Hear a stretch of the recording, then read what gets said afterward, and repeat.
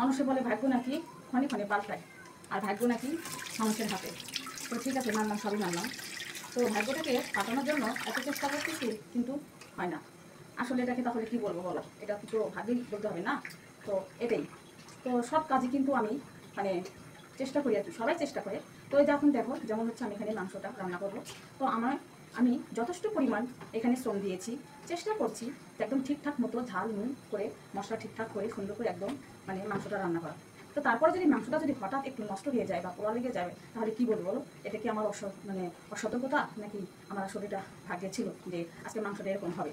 কিন্তু যাই হোক আর তাই হোক, তো কি বলবো, কিছু কিছু জিনিস তো আসলে ভাগ্য আছে, আর ভাগ্যকে মানতে হবে। ঠিক আছে, আবার এমন আছে যে তুমি হচ্ছে জেনে শুনে একটা মানে কাজ করবে, যে আগুনে হাত দিলে যে হাত পুড়বে, এটা তো তুমি জানো।